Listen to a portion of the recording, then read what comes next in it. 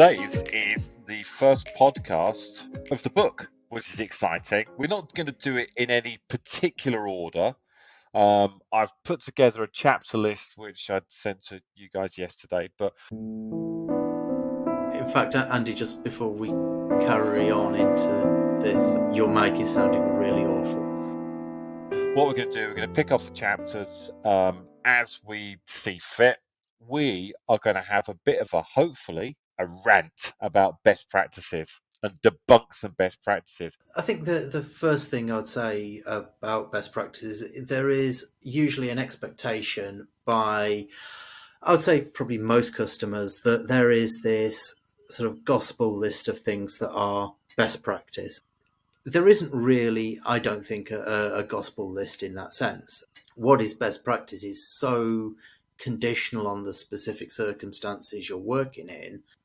So really, it is a case of spending the time to understand an individual customer's specific circumstances and adapting a set of principles and broad principles to that situation. Is the word best in best practice a bit of a misnomer? Is it rant time? Are you really the best?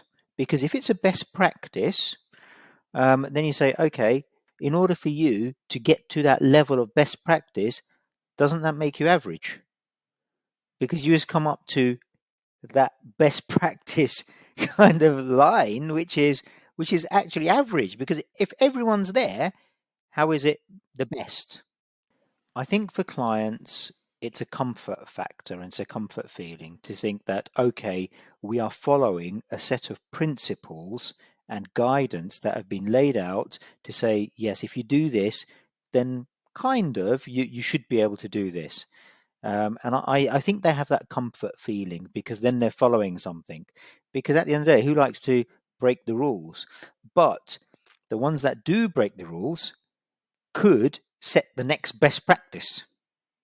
It's not, as you would see in retail environments, that they'll grade products as good, better, best, because a retailer, they're not going to sell something that's bad, are they? But it doesn't really fit with that gradation in the same way either. What people are actually after when they talk about best practice is they want somebody to give them unquestionable gospel truths about what they have to do. Because if that's been laid out as this is the absolute truth, this is unarguable, this is everything you need to know, it makes it feel easier. All right, guys, on that one, I'm going to sign off. I'm going to say thank you very much. Back next week. Cheers, guys.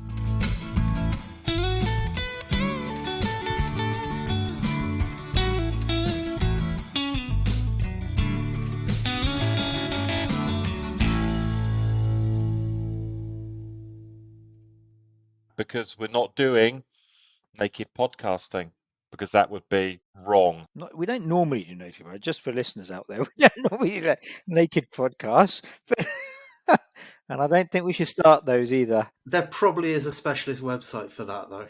Now I've got the idea in my head. I kind of want to do it, and I'm looking for specialist naked podcasting websites. All right, Jebs, if you can edit all that lot out, or just not, if you want to keep it, I don't really care.